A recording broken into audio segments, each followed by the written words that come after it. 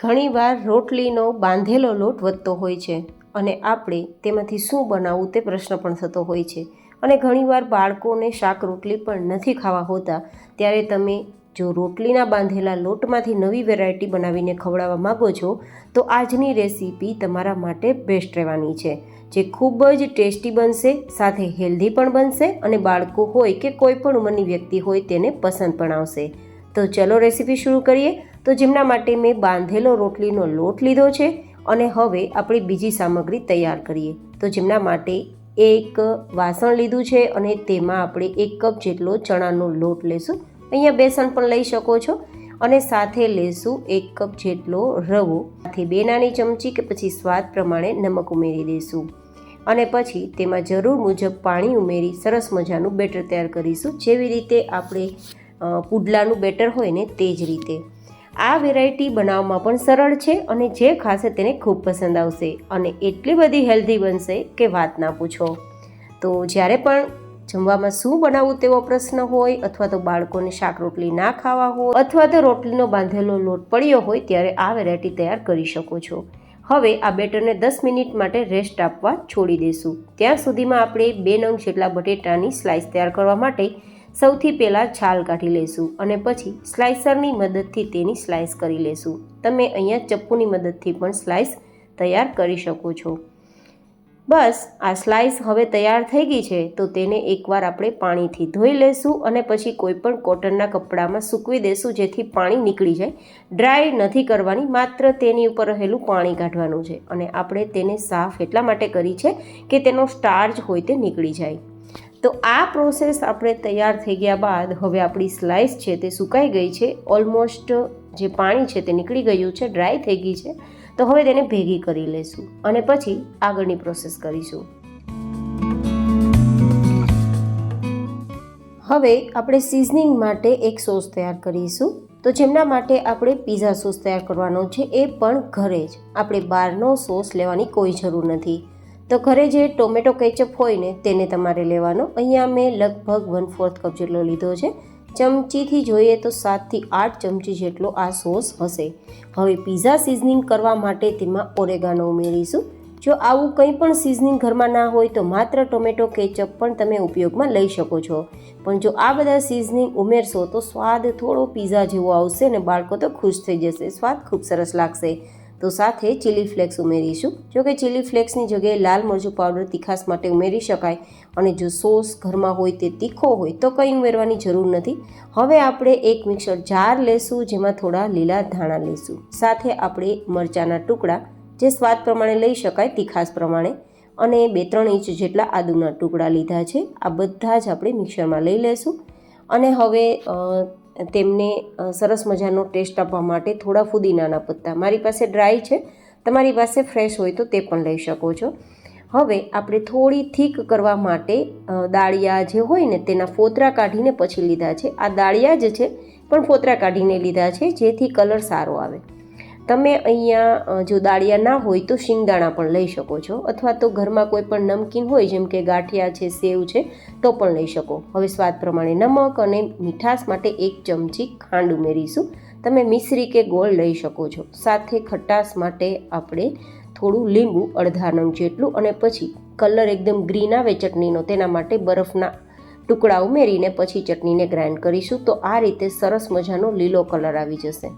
તો 10 મિનિટ પછી આપણું બેટર સેટ થઈ ગયું છે. તો લગભગ 1 પેકેટ ઈનો ઉમેરી થોડું 2 ચમચી પાણી ઉમેરી મિક્સ કરી દઈશું. તો આપણું બેટર એકદમ સ્પોન્જી વેરાયટી તૈયાર કરવા માટે, ફ્લફી વેરાયટી તૈયાર કરવા માટે, જાળીદાર એન્ડ સોફ્ટ તૈયાર કરવા માટે રેડી થઈ ગયું છે. તો હવે શું કરવાનું છે, આપણો જે રોટલીનો બાંધેલો લોટ છે તેને આપણે હવે લેશું અને તેની એક રોટલી તૈયાર કરીશું. તો હવે એઝ યુઝ્યુઅલ આપણે જે રીતે રોટલી તૈયાર કરતા હોય તે રીતે રોટલી બનાવવાની છે. એન્ડ આ વેરાયટીનું નામ શું રાખી શકાય એ મને કોમેન્ટમાં જરૂર બતાવજો.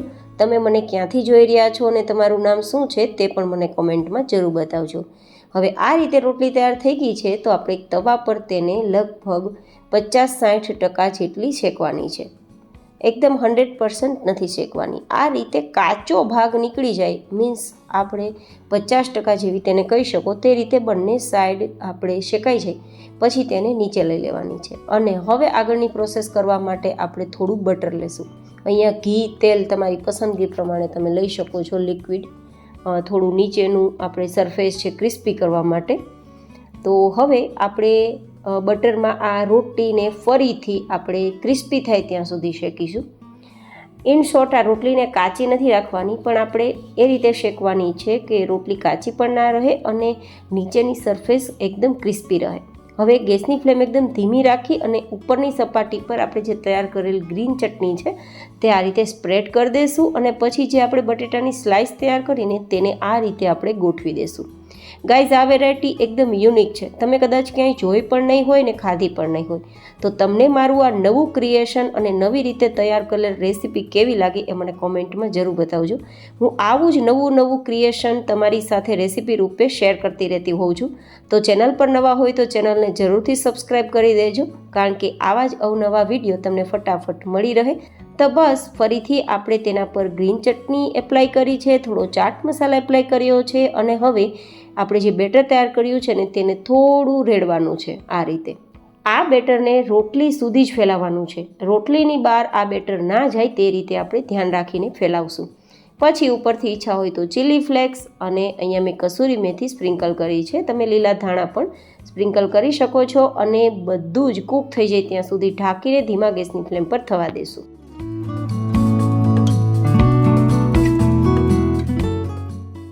2 જ મિનિટમાં ઓલમોસ્ટ કૂક થઈ જશે. ઉપરનું લેયર્સ એકદમ ફરસું એન્ડ જાળીદાર રહેશે અને નીચેનું એકદમ ક્રિસ્પી રહેશે.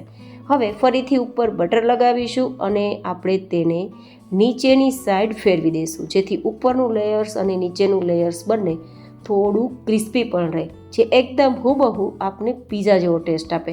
પણ બાળકો માટે આ હેલ્ધી વર્ઝન છે પીઝાનું. તો જરૂરથી પીઝાની ક્યારેય પણ બાળકો જીદ કરે તો જરૂરથી ટ્રાય કરજો આ બનાવવાની. બાળકોને પસંદ પણ આવશે અને હેલ્ધી વસ્તુ તેમને ખાવા પણ મળશે. એન્ડ હા ગાઈઝ, આમનું નામ શું રાખી શકાય એ તો મને જરૂરથી તમે બતાવજો.